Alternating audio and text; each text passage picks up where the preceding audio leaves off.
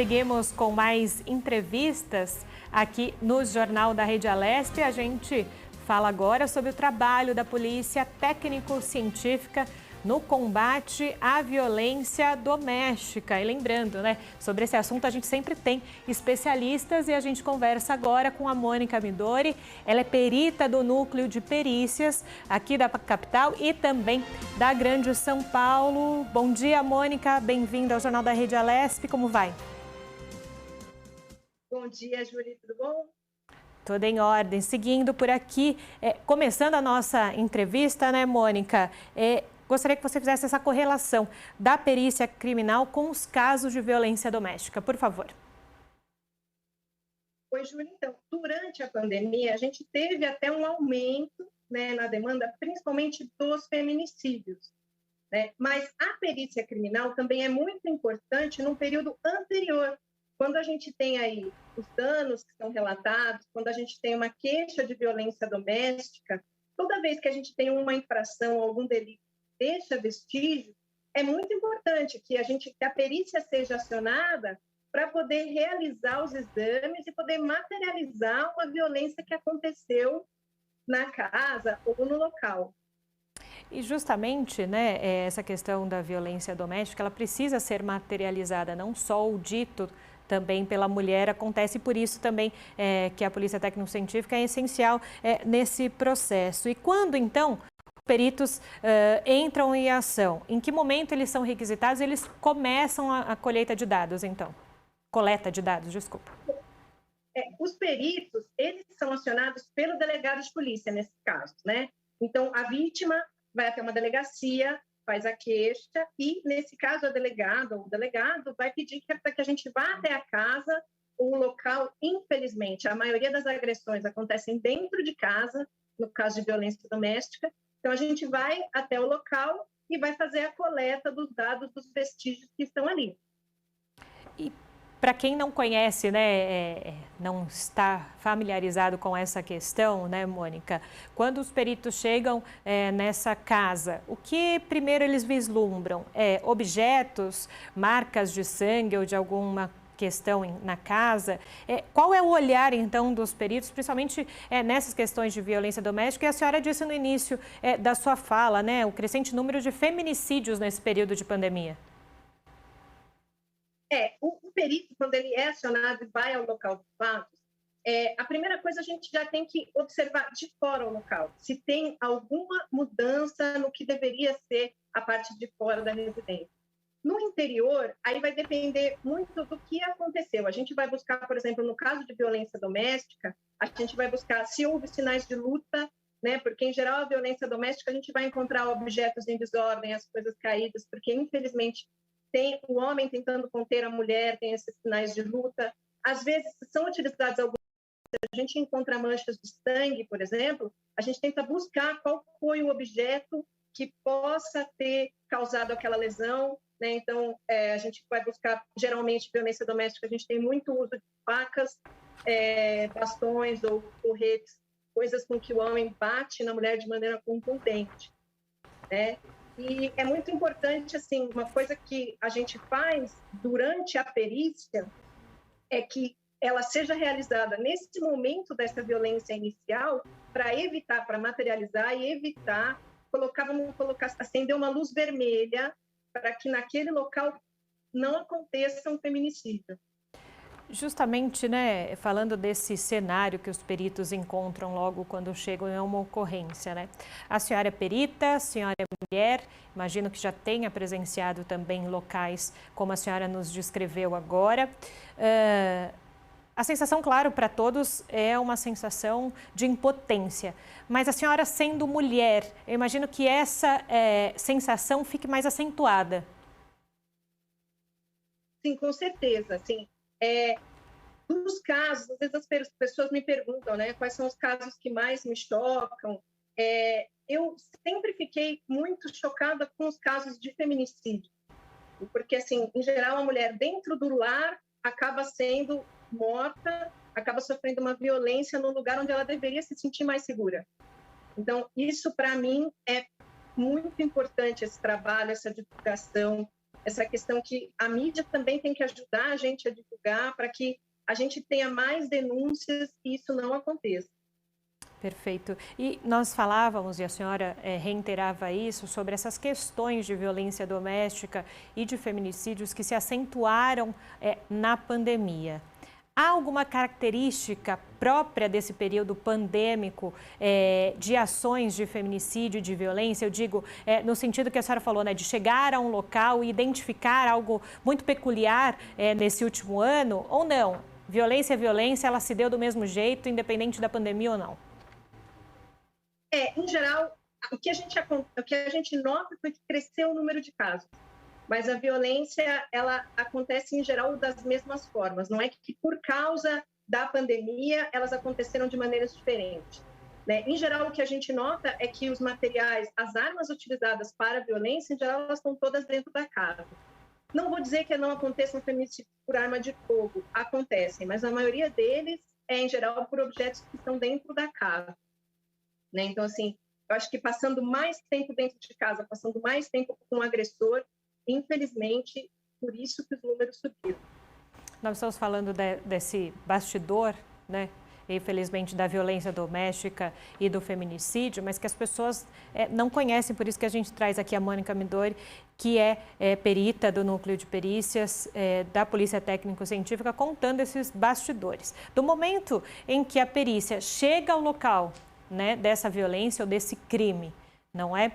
Até a análise dessas peças de roupas ou objetos, como a senhora disse, até depois também do exame de corpo de delito, no caso da mulher que sofreu a agressão, o tempo de análise para entrega isso à justiça, como é que funciona? Tem um período pré-determinado ou depende de caso para caso?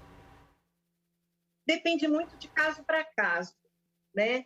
E também depende muito da demanda que a equipe tem, porque infelizmente a gente também tem essa questão que a equipe não trabalha especificamente somente com feminicídios. Então aqui, por exemplo, a gente atende todos os crimes que tem aqui na região.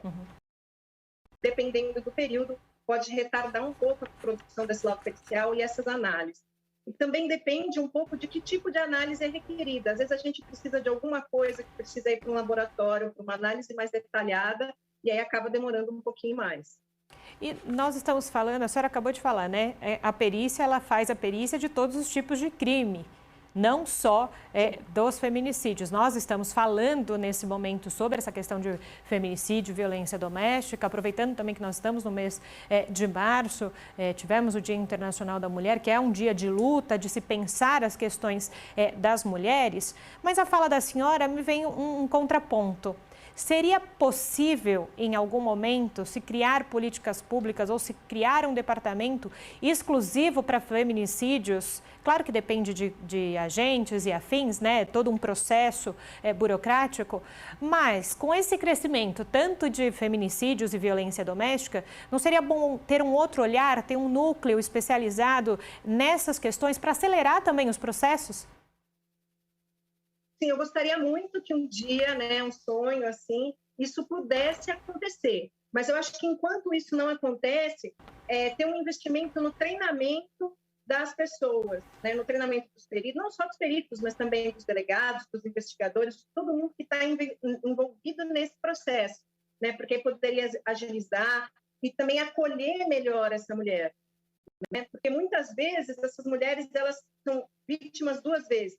Elas são vítimas pelos maridos, são vítimas pela sociedade que acaba criticando, falando, você gosta de apanhar, é por isso que você está ali. Então, de repente, enquanto a gente não consegue criar um departamento ou uma instituição específica para isso, seria interessante investir bastante no treinamento das pessoas que atendem essas ocorrências.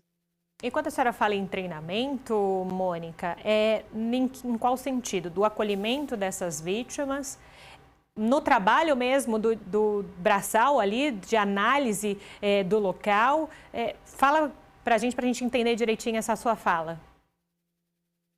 Eu acho que assim, é toda uma cadeia que deveria ser colocada, ser alterada, né? Desde, claro, eu como perita criminal, a minha função não seria necessariamente acolher essa mulher no local do crime. Muitas vezes eu vou ao local e ela nem está presente, né? Mas, de repente, ter toda uma rede, porque eu acho que as mulheres, elas muitas vezes não saem de casa quando elas sofrem uma violência ou alguma outra coisa, porque elas não sabem nem a quem recorrer, né? A gente tem uma série de ONGs, uma série de institutos, e elas não sabem nem que isso existe. Então, de repente, um treinamento para que tenha uma divulgação melhor, para que as pessoas possam explicar o que essa mulher possa fazer. Existe uma série de empresas que dão incentivo, que querem empregar mulheres para que elas se tornem independentes, para poder sair dessa situação. Então, todo esse encaminhamento que possa ser feito para ajudar a mulher a sair dessa situação. Claro, como a senhora disse, a perícia ali, quando chega para tentar elucidar a questão, não é, de fato, o momento que ela vai acolher essa mulher. Tem outros locais específicos para o acolhimento. Mas, claro que também, no meio, acaba-se escutando, né, tudo aquilo que... choro da mulher que está saindo daquele local, ou que foi a delegacia, enfim. O quanto também, nesse momento, ser solidário a essas mulheres, ter a empatia de que ela já está sendo vítima de uma questão e de uma violência, né? Talvez não a fala, mas talvez um olhar atencioso, sem fala mesmo, né? No silêncio, enquanto ela é encaminhada para a delegacia, também seja diferente nesse momento. Sim, eu acho que isso seria muito importante, porque a mulher... e também tem uma questão social, que eu acho que essa divulgação que vocês fazem, isso que a gente está fazendo aqui, essa entrevista também é muito importante para tentar sensibilizar a sociedade, porque isso já aconteceu, por exemplo, em vários lugares onde eu vou atender um feminicídio. Quantas vezes eu já não ouvi a própria família ou alguns amigos falando: eu sabia que isso ia acontecer, porque o marido sempre batia nela, um dia ele ia matar ela. E as pessoas acabam vendo isso com uma naturalidade.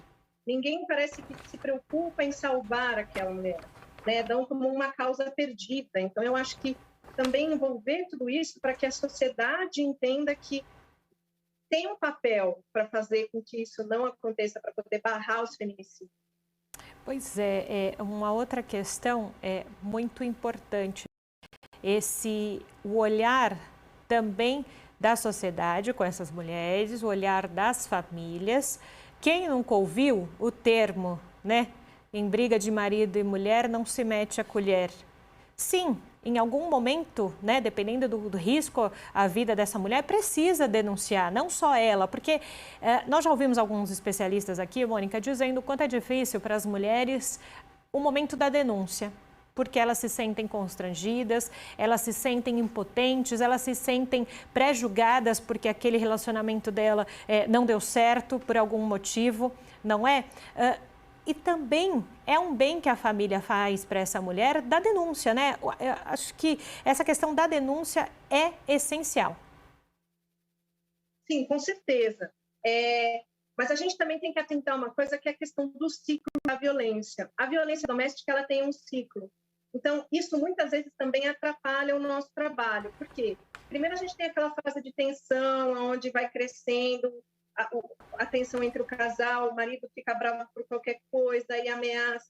Depois a gente passa para a fase da agressão física, né? E depois dessa fase, sempre tem a fase que a gente chama de lua de mel, que o marido pede desculpa, jura que nunca mais vai fazer, e a mulher acaba voltando, né? Então, também é importante a sociedade, os vizinhos, todo mundo poder conversar com a mulher para ela tentar, para empoderar essa mulher, para ela saber que ela pode sair desse ciclo, né? Porque às vezes é muito fácil a gente só falar assim, tem que denunciar, e ficar falando para essa mulher no ouvido dela, denuncia, sai de casa, mas não propor uma saída, não ajudar ela a enxergar, porque ela precisa sair dessa situação porque ela quer, não porque os outros querem. Então, isso ajudar ela a sair desse ciclo, quebrar esse ciclo da violência, eu acho que é muito importante. E a gente precisa, como sociedade, tentar ajudar essas mulheres.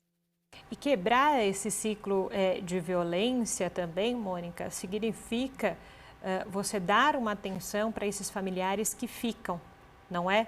No sentido de, muitas vezes, dentro da casa, você também tem filhos que presenciam essa violência doméstica E não é fácil também para essas crianças passarem por isso. E imagino também que nesse momento de apuração, quando se precisa falar, não o caso da perícia, mas enfim, todo o processo, né, no macro, quando se precisa ouvir essas crianças e adolescentes e jovens que presenciaram, não é fácil, né? A gente vê que é um círculo, né, como você disse, é um círculo ainda muito maior, que não é só a mulher e o agressor. Sim. Então, eu acho que é por isso que tem que existir o que a gente fala, essas ações transversais, né? Que elas têm que estar entre todos os poderes, né? Na justiça, os ministérios, vamos dizer assim, na justiça, na educação, na saúde. Tem que ser feitos vários tipos de ações. Né? Desde criança na educação, onde a gente, como você acabou de falar, a gente escuta em briga de marido e mulher, ninguém mete a colher, a gente cresceu ouvindo uma série de coisas, uma série de músicas, né? Não vou citar nenhuma aqui para não constranger nenhum cantor, nenhum autor, mas uma série de músicas que pregam a violência contra a mulher, mas que está lá no nosso subconsciente que a gente acha normal, né? Por exemplo, eu estava discutindo isso outro dia, a gente vê as ilustrações dos homens das cavernas, é o quê? Um homem com tacape batendo na cabeça de uma mulher e puxando ela pelos cabelos. A gente cresce, vê uma imagem dessa e acha que é normal. Então, assim, desde a base da educação, esses tipos de exemplos têm que acabar, para a gente não achar mais normal. Né? Então, por isso que eu acho que tem que ter essa ação que permeia aí todos esses âmbitos, justiça, educação, saúde e tudo mais. Perfeito. Mônica Midori, obrigada pela sua contribuição aqui no Jornal da Rede Alesp, dizendo do seu know-how, do seu conhecimento sobre esse momento das mulheres. Portas abertas sempre aqui na Rede Alesp, tá bom? Obrigada. Muito obrigada. Boa tarde. Boa tarde.